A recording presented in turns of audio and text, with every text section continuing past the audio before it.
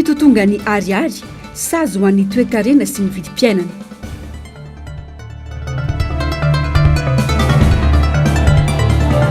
Fanesorana mpivarotra ny Analakely, olona narivo no voakasika, tsy misy ny vahaolana antenaina avy amin'ny mpitondra.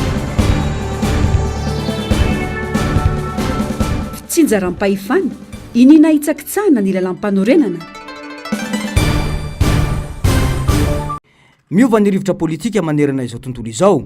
Eo ny fanapahan-kevitra ireo firenena-dehibe izay miantraika mivantana aty amin'ny tanimanitra toa ireo firenena afrikanina.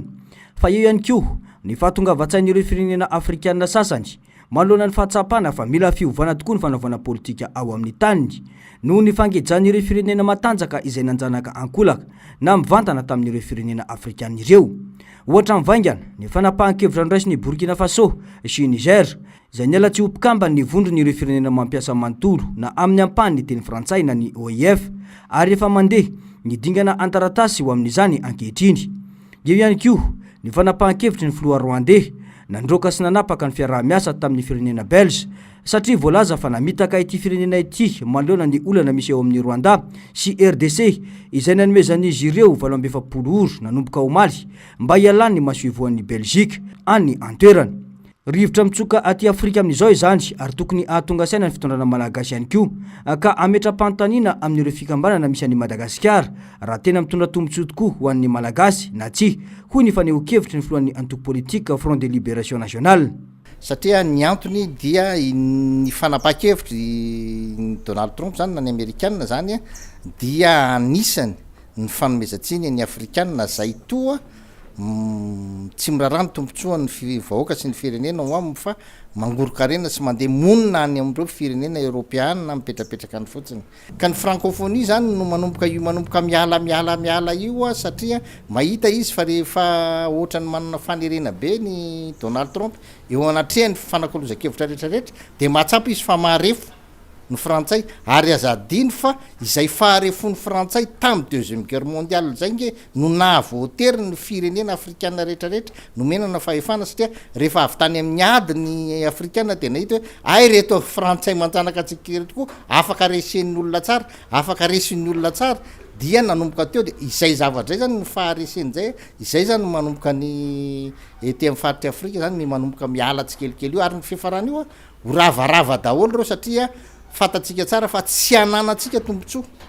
Dia izay zavatra renao nge raha miresaka hoe francophonie zany resaka teny frantsay ho aparitaka so mafisina so hatsaraina sy ny culture frantsay nge no voaresaka ao anatin'izany fa tsy ny culture afrikana na ny culture malagasy na ny toe-tsaina malagasy entina andrafitra nitetika asy eto Madagasikara no resahana amin'izany dia misy zavatra ohatran'izany zany tokony ialany Madagasikara mihitsiny. Betsaka amin'ireo firenena aty Afrika no manomboka tonga saina ankehitriny manoloana ny fanapahan-kevitra sy ny afatra nataon'ny filoha Amerikanina ho hiatrany ny faneho-kevitra. Raha ho an'i Madagasikara manokana dia betsaka ny fikambanana iraisam-pirenena efa naty Afrika fotsiny aza ny dirana kanefa tsy nitondra tombontsoa ny vondronana natao aminy. Ka mahatonga ny firenena hiankin-doha amin'ireny fikambanana ireny kanefa jerevo tsara fa nitera-pahavoazana be ankehitriny zao inona ny projet tsy niankin-doha tamin'ny USAID anefa ny misy faharavana io dia lasa miteraka fikorotana ny fiainany rehetrarehetra zany dikan'izany misy be dia be mihitsy ny fikambanana tokony tsy hidiran'ny Madagasikara indrindra ialany zany indrindra fa ireo zay tena efa nahitana kosa fa tsy nahitana tombontsoa ka za miteny hoe tokony ialana zany ny fikambanana tahaka an'ireny. Mila fandiniana lalina tsy ho an'ny mpitondra ihany fa ho an'ny malagasy ny fihetsika asean'ireo firenena afrikanina sasany amin'izao fotoana. Mila mahay mametraka mialoha ny ho tombotsoan'ny malagasy izay vao mijery ny tombotsoan'ny firenena-kafa satria izany no isan'ny mahatonga ny firenentsika ho sahirana tahaka izao. Miova ny rivotra politika maneran-tany saingy rivotra politika tokony ahatonga saina ireo firenena afrikanina mbola miaina amin'ny fanjanahana ankolaka satria nomena saritsary-palevatena ho hiatrany ny faneho-kevitra.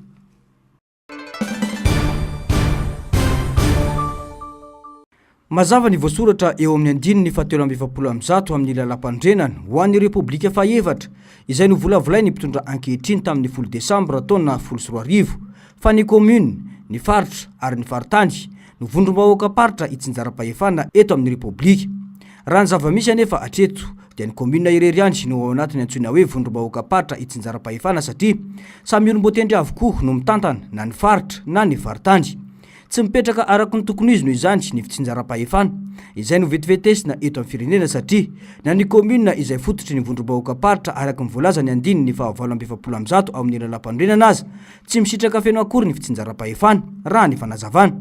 Antony maro no ilazana izany raha tsy resaka afa-tsy ny ara-bola sy ny ara-tany ary ny fitaterana ka zary mampifangaro ny fahefana eo amin'ny fanjakana foibe sy ny vondrom-bahoaka paritra itsinjaram-pahefana izany. Raha ny tianivon'ny commune manokana izahay dia mbola eo ambany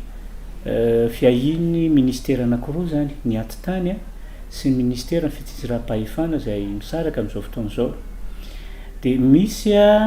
atao hoe zavatra be dia be zay tokony ho décentralisena zany tianivon'ny commune zay tsy mbola tomombana. Ohatra ny resaka fitaterana ny ministera ny fitaterana miana azy amin'ny alalan'ny ATT nefa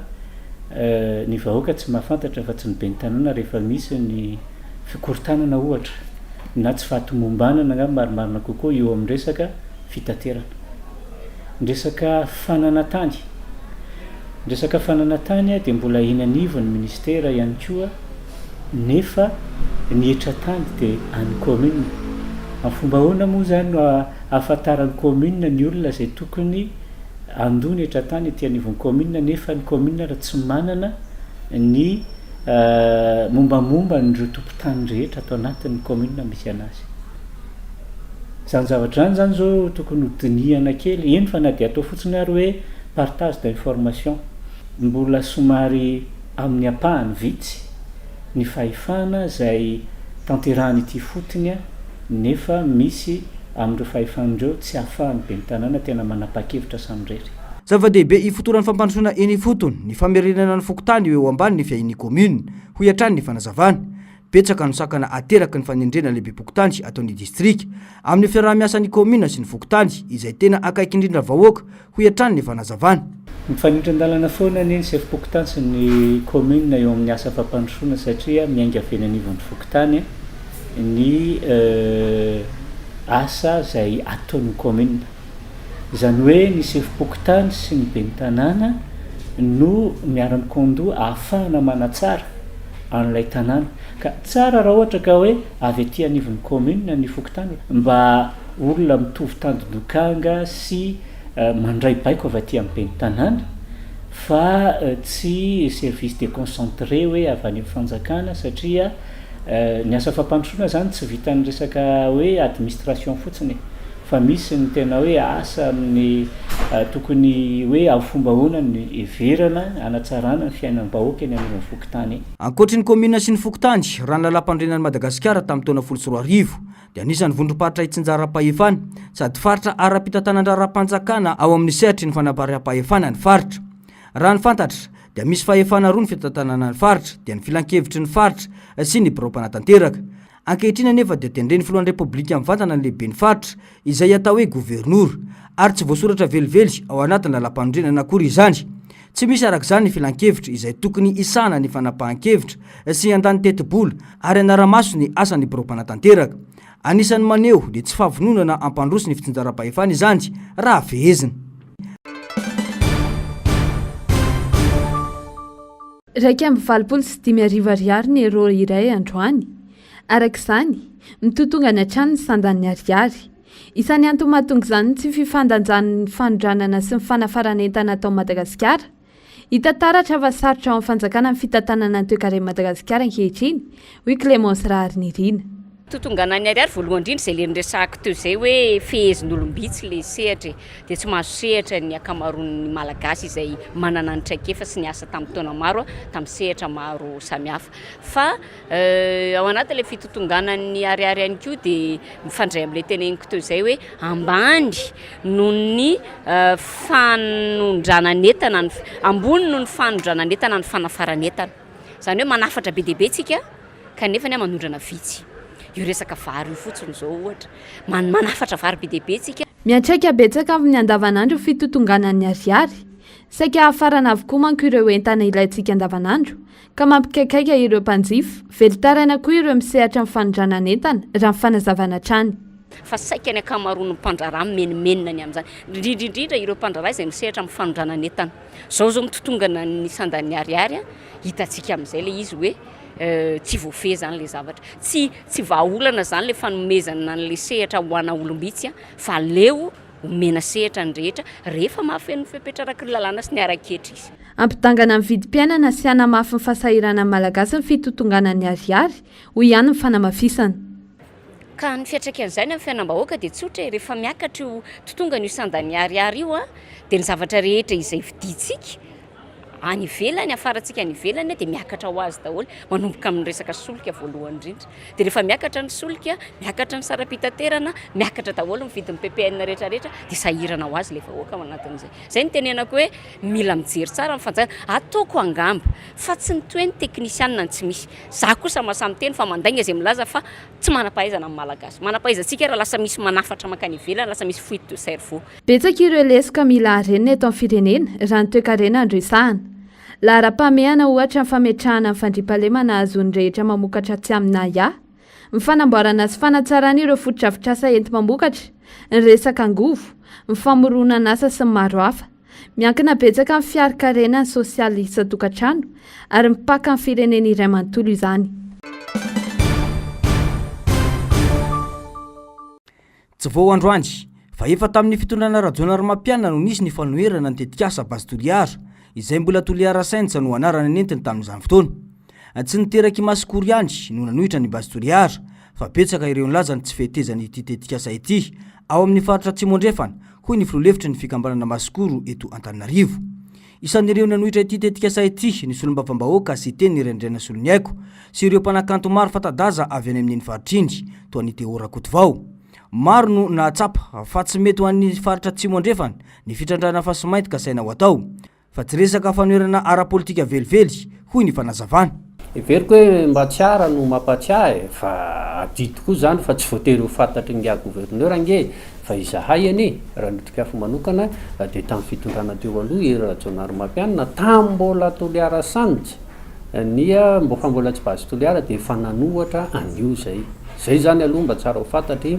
ingia gouverneur ny manarak'izay dia ozy hoe tsy alovy ny olana eto amin'ny fahatanalamanga aloha no jerenao misimisy kokoa satria tia ny faritra iadidinao fa raha ny amin'ny faritra Tsimondrefana misy tompona andraikitra ny koa ny faritra Tsimondrefana afaka mitondra ny etaetan'ny mponina any raha mahavitan'izay moa zany izy dia eto zany milaza hoe diso le filazany hoe mpanao politika sala aminay mpanohatra no mampirisika ny mponina amin'io manana solotena ao amin'ny fanjakana ny faritra Tsimondrefana saingy mahagaga ny fitsabany governoran'ny faritra Analamanga amin'ity raharaha ity ho ihany ny faneho-kevitra tokony ho ny olana eto Analamanga no vahandy efa tsy mitsabaka amin'ny olan'ny mponina any amin'ny faritra Tsimondrefana amin'io tetikasa io izay tsy nanaovany fanadiadiana akory ho iatrany ny filoalefitry ny fikambanana masikoro eto Antananarivo misy fikambananao ohatrany hoe ny fikambanana zanadreky izay voakasika amin'ny vantana ihany koa amin'ilay tetikasa izay manohatra an'io inona zany zao ny fanazavana hoentin'ny lehibe an'ny faritra Analamanga tamin'ilay hetsika nataon'ny zanadreky teny an-daboy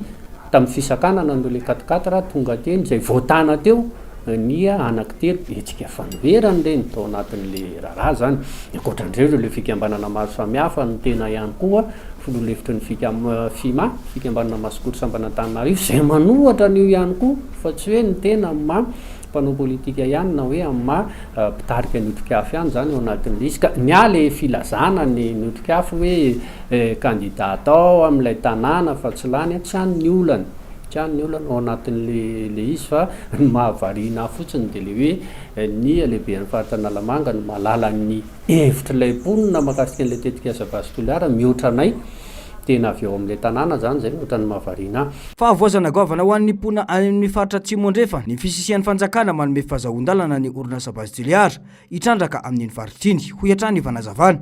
tena famoronana asa tokoa ve no kasaina ho atao sa famonona vahoaka sy ny fiveloman'ireo mponina any an-toerana ho iatrany rabe vahiny Elia nametra-panontaniana ahoana moa zany niakatra ny farim-piainan'ny mponina nefa ny fikambanana zanadreky fotsiny misy asa roa alina voatery ho fanana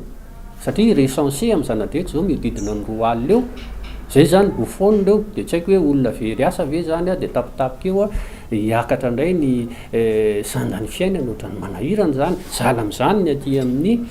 district ny toliara faharoa sy morombe sopotra ny faritra atsimo andrefana ange zany overy ny fiarin'le olona eo de ahoana lojika ave zany hiakatra indray ny farim-piainana eo anatin'lizy fa ny zavatra misy miodidina natetika asa vavetotra an'ireny de tsy zakany mponina ny inflation na fitangany vidin'ny fiainana vokatra lay a tetikasa satria ny olombitsy miasa ao anatin'la tetikasa no ahita tombontsoso vokatry ny karama raisiny sy ny karazany eo fa tsy lay mponina mihitsy de ohatra hoe ahoana moa no tsy félicité ny ambassadeur américain ianao satria izay koa zany lazay mitao hoe io ny fifanarahana tsara indrindra ary natonga ny ambassadeur américain ny félicité ny filoha andra rajoelona satria navita namoaka fifanaraha-piaramiasa tsara indrindra tamin'ny tetikasa bastoliary io de zay mba manontany ihany mba voa izany fifanarahana tsara zany mba mendrika fantatra an'izany ange ny voaka malagasy nanamafiatrany ny tenandry efa tsy oely dia itoy ny etsika ireo mponina any an-toerana ho fanoerana ity tetikasa ity tokony tsy ho raisina ho tsy fitiavana ny fanjakana ny fandavan'ny mponina ny fitrandrana ho ataon'ny bastoliary fa mila fakafakaina ambony ambany tsara ho iatrany rabe vahiny Elia folefitry ny fikambanana masikoro eto Antananarivo.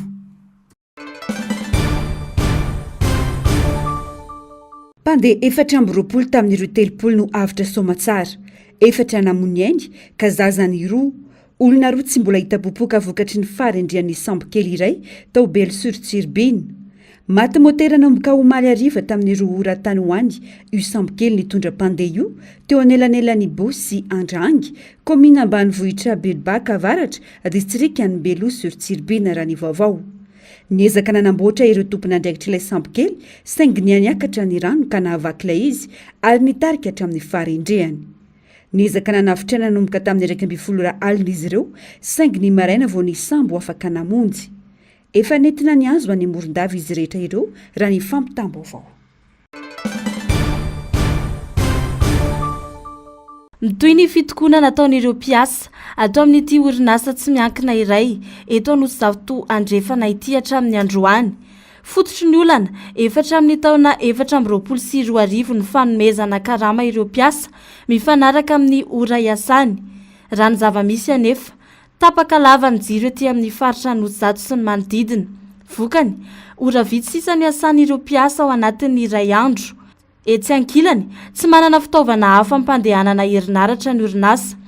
Velon-taraina arak'izany ireto mpiasa ireto mitaky ny hanomezan'ny orinasa ny karama feno ao anatin'ny iray volana na misy na tsy ny fatapahan-jiro. Izany raha teo no didim-pitsarana nivoaka taorian'ny fitarainana nataon'izy ireo ny taona 2024. Rehefa nivoaka zany didim-pitsarana tamin'ny 3 septembre 2024 io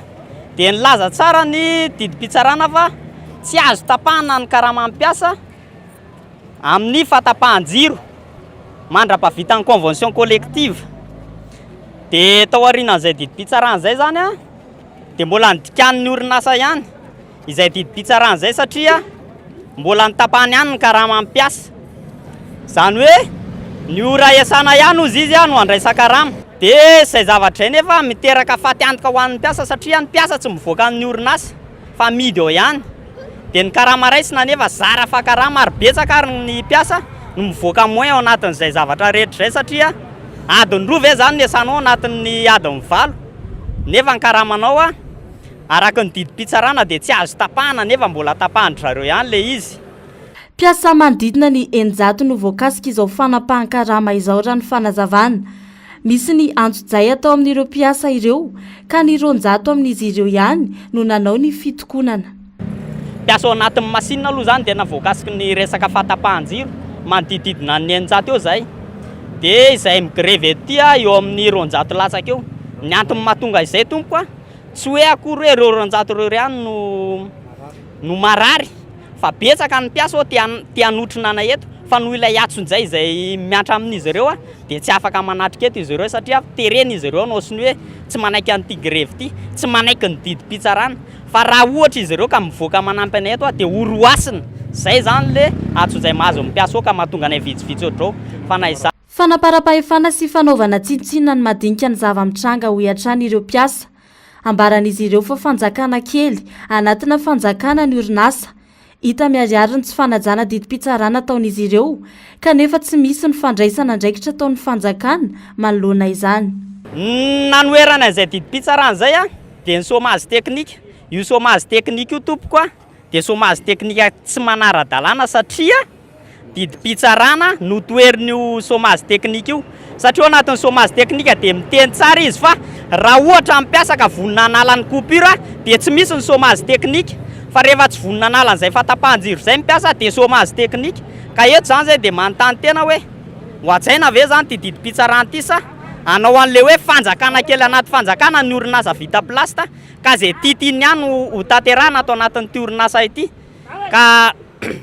zay zany no anton'izao fitokonana zao satria tsy manaja ny didim-pitsarana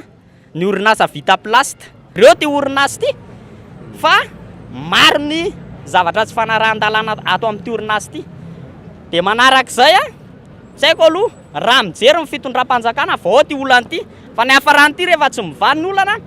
reto mpiasa maro be reto a omba ambany amanjanaka reo ary amanarivondreo rehefa mitambatra ka tsy haiko hoe iandro inona ny fitondram-panjakana zay vao mahanyty olana ty explosion sociale ve sa inona sotra tompo iakatra ambonimbony kokoa noho izao ny hetsika raha tsy misy ny fandraisana an-tanana azy ireo raha ny loharanom-baovao hatrany fitaovana tsy afa-misaraka amin'ny fiainana andavanandro intsony ankehitriny ny finday sy ny tambajotra ny serasera tsy hanavahana salan'ny taona na sokajin'olona fa dia mampiasa izany avokoa ny ankamarony na antsaha na antanàna mila famailona sy fahaizana nefa ny fikirakirana ny tambajotra ny serasera noho ireo fahalalana sy vaovao maro be azo avy aminy hiteraka fahasimbany soatoavina sy faharavan'ny toe-tsaina mamalagasy ny fironana be loatra amin'ny fampiasana tsy ampiheverana sy tsy voalanjalanja ny tambajotra ny serasera indrindra ny Facebook raha tsy misy ireo fepetra raisina ho ireo olom-pirenena sendranay tokony hoe mba asiana filtre ihany zany le zavatra avoaka amin'ireny hoe mba misy tsy haiko hoe ao nivoan'ny fanjakana ve zay sa hoe amin'le le orinasa le tambazotra mihitsy hoe alohan'ny voan'le zavatra mba jerevandry zareo ihany hoe mety publier na ve ty tsy misy fiantraikany amin'ny resaka fiarahamonina sy ny karazany zay zao ny eritreritako reny fiparitahan'le zavatra mamoafady ohatran'ireny ny zaza zany aloha tsy de tsara satria be da be ohatra tambandrotra serasera ho an'ny olon-dehibe nefa ny tafiditra amin'ireny ihany zareo tsy mahafantatra hoe inona zavatra miainga avy amin'ny fanabeazana ny zanaka ho an-tokantrano no ahafahana mifeny ankizy amin'ny fikirakirana ny tambajotra ny serasera hoy ny fanehoan-kevitra ireo ray aman-dreny raha mipetraka tsara ny fanabeazana tsy voana maloana ireo mety ho fampianaran-diso anaty tambajotra ny ankizy sy ny tanora zay aloha ny tena zava-dehibe indrindra ny fitezana ihany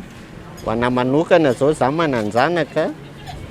de za ihany ny afaka miteny anazy hoe zao ny afaka ataonao amin'ity zao ny tsy afaka ataonao aty zao voka-draty zao zavatsoa azonao amin'le izy de anjara ny mieritreritra fa io fitezaina ny fiainana moa zay daholo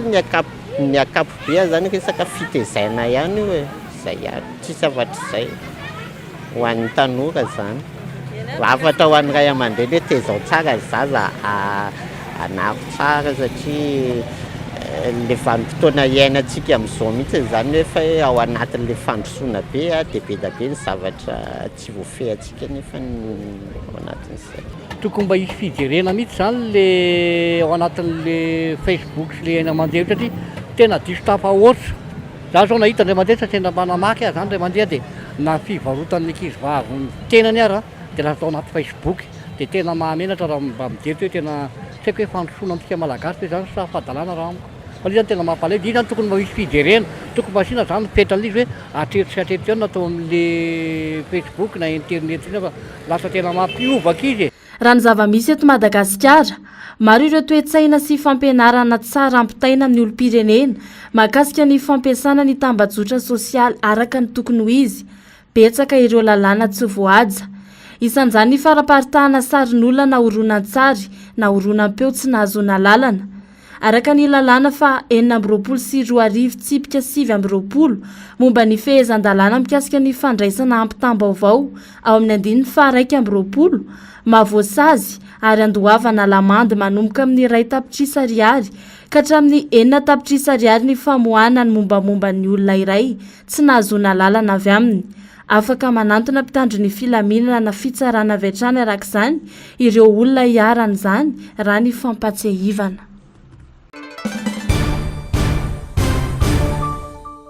Manoloana ny fanapa-kevitra ndraisy ny komuna ny amin'ny hanesorana ireo mpivarotra eny Analakely sy ny manodidina manomboka rahampitso dia manabeny amin'ny hoaviny izy ireo mpivarotra eny an-toerana. Iteraka vokany marobe eo amin'ny fiveloman'ny fanapa-kevitra no raisy ny fiadidiany tanàna raha ny fanazavana. Etsy andaniny, tsy misy ny fandraisana tanana mivantana atao azy ireo ny amin'izay toerana tokony hifindrany ao aorian'ny fialana eny Analakely. Dia mitebiteby mahitsy zao zay amin'izao le hoe amin'ny lakamisy tsy mahazo varotra tsony nefa amatona ny teto mba namelomana eny zanakay dia gaga zay sady matahotra amin'le mitebiteby amin'ny fanenjehana foana zay mivarotra eto manenjika ny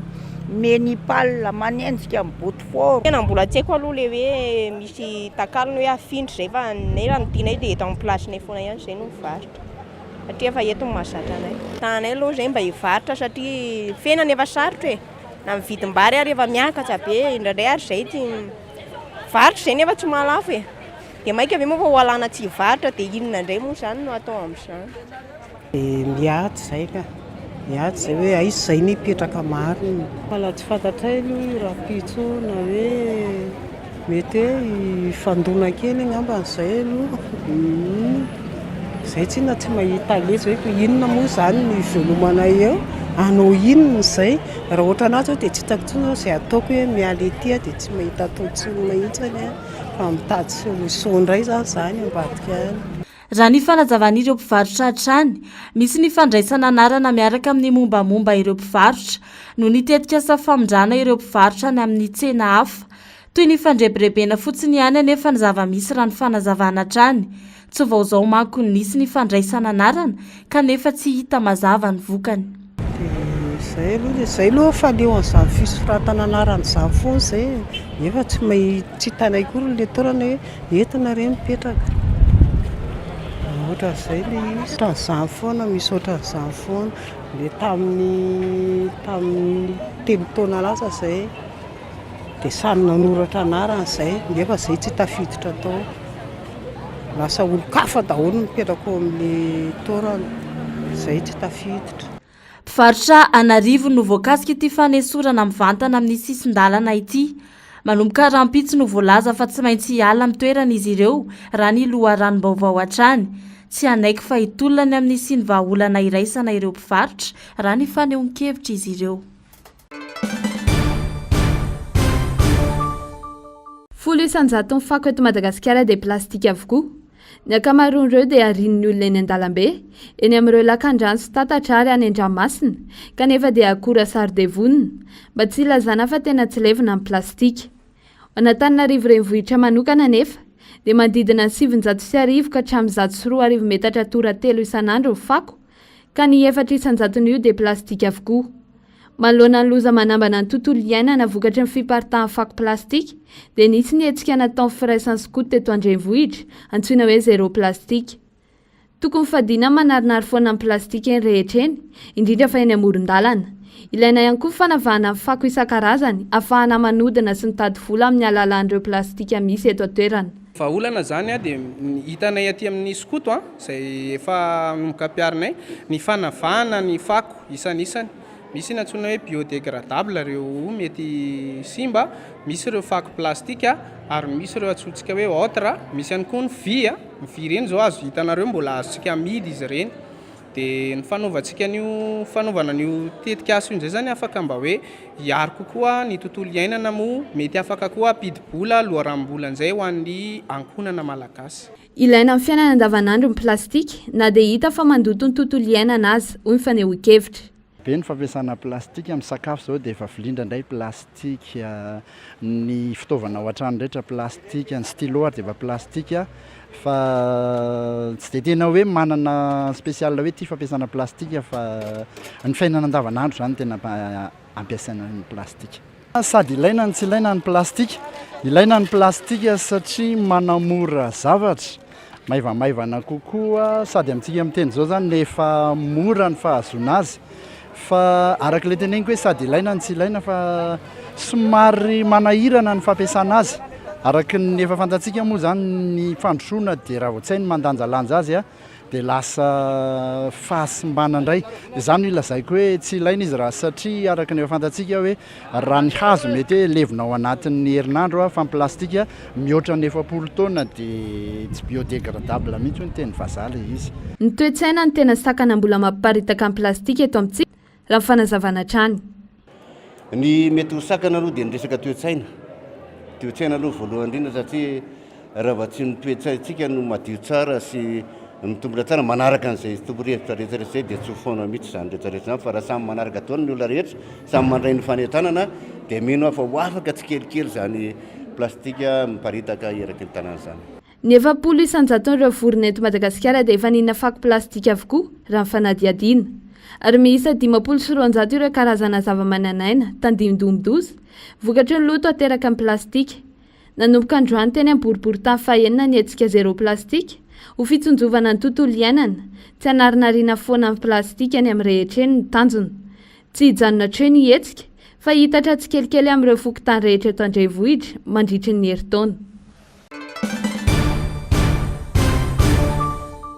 Raha tokony hijanona tany anabakabaka nandritra ny 7 andro, nihitsoka teny tao amin'ny station spatiale internationale nandritra ny 6 volana ireo mpanamory sambon-danitra amerikanina roa Butch Wilmore sy Sunny Williams. Tafaverina soamantsara teto tany anefa izy ireo omaly. Ny capsule Crew Dragon ny orinasa SpaceX any Elon Musk no nitondra azy ireo avy any ambony rehefa navita 70 ora ka nijana tao amin'ny morontsiraky Floride niaraka tamin'ireo astronaute roa hafa dia ilay teratany amerikanina Nick sy ilay rosianina Alexander. Nalefa avy any Houston, Texas izy ireo. Toerana nanaovan'izy ireo fanaraha-maso manokana amin'izao fatongavana eto an-tany izao taorian'ny fizahan-pahasalamana natao azy ireo vantany vao tafaverina. Eo navetrany amin'ireo fianakaviany ihany koa izy ireo. Ratsaivony nandeha namitahiryka tany anabakabaka tany izy ireo ny volana Jona 2022 ary tsy afaka niverina nody rehefa nisy olana ara-teknika ny sambon-danitra nitondra azy ireo. Nanery ny nazameriny ilay sambon-danitra idiny ety an-tany tsy nitondra mpandeha io olana ara-teknika io ary nankinina tamin'ny orinasa SpaceX ny fiverenan'ireo mpanamory sambon-danitra roa sy ny fanavotana ary ny fanamboarana ny simba.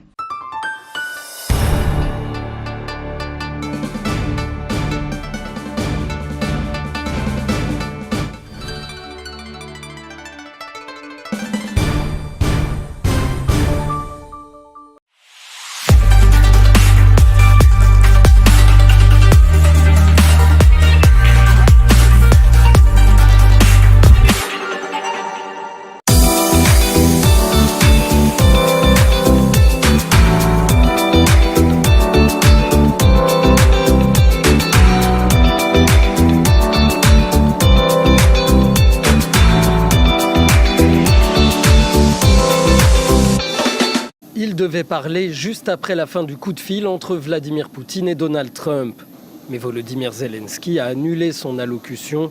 C'est plus tard dans la soirée qu'il a réagi. Les Russes ne sont pas prêts à mettre fin à cette guerre. Et nous pouvons le voir, ils ne sont pas prêts même pour la première étape qui est un cessez-le-feu. Car il y a une semaine en Arabie Saoudite, les Américains et les Ukrainiens s'étaient mis d'accord sur une proposition de trêve totale de 30 jours. Les Russes n'y avaient pas formellement répondu, exigeant plutôt l'arrêt de l'aide occidentale à l'Ukraine.